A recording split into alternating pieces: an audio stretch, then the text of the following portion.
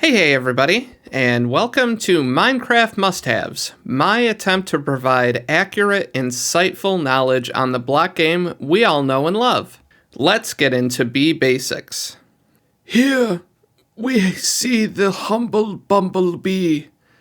How carefree they are, knowing not the horrors of human existence. The lowly bee booty, covered in its pollen, doomed to an endless cycle of honey production. Does the majestic bee realize the Sisyphean nature of their reality? We know not. With that out of the way, let's take a look at a quick overview before a little step-by-step demonstration, shall we? Naturally generated hives come with 1 to 3 bees per hive. The wiki states they always have 3, but this can vary if the area is loaded and some of the bees wander off. If you're looking to generate a natural beehive, placing a flower next to the sapling increases the chance of this to a 1 in 20 chance. Now, this only works with some saplings. Oak and birch are your safest bet. Flowers are also how you breed more bees or grow them to adults, so you don't need to wait forever. Place a campfire right under the hive to grab it safely. Just make sure the bees have entered the hive beforehand. Shears will allow you to gather honeycomb, and empty bottles will allow you to gather the honey.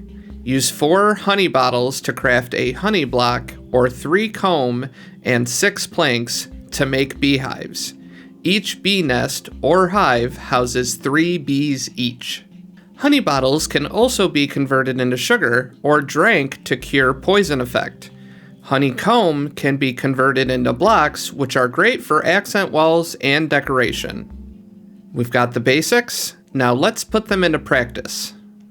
The time's come to try and grab the hive to transport it back to your base. Place a campfire directly under the hive to keep the bees calm, and use an axe or other tool to break the hive. Always make sure the bees have entered the hive before breaking, or you get no bees. It's important to note, bees operate on a standard day-night cycle, meaning they will only gather pollen and generate honey during the day, and will remain in their nests overnight.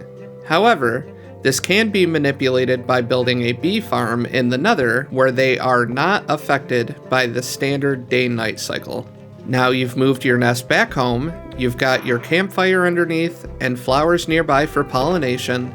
Let's spend a couple in-game days allowing the bees to grab pollen and generate honey. We'll use the shears to grab the honeycomb and craft some hives for more bees, so this whole thing goes a lot faster.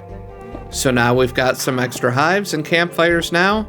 Let's place them next to our nest, and we'll use the flowers we have from earlier to breed the bees and grow the babies to adults. Now that we have a steady, stable way to get more bees, honey bottles, and honeycomb, you can build automated machines to gather the honeycomb or bottles for you. Or you can just keep manually harvesting yourself. A few more bonus bee facts to round things out. If you're like me and manually harvest your trees, placing flowers next to the saplings in your tree area is a good way to passively generate more nests.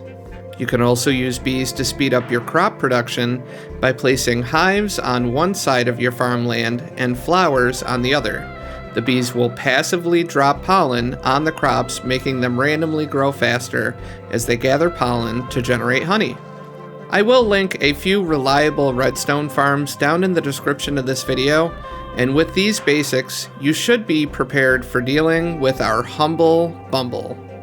If you enjoyed this video, please consider giving it a like, and if you have suggestions for future must-have videos, please comment below, and I'll see what I can do. Either way, I genuinely hope you all have an awesome day and a beautiful tomorrow. Later, everybody.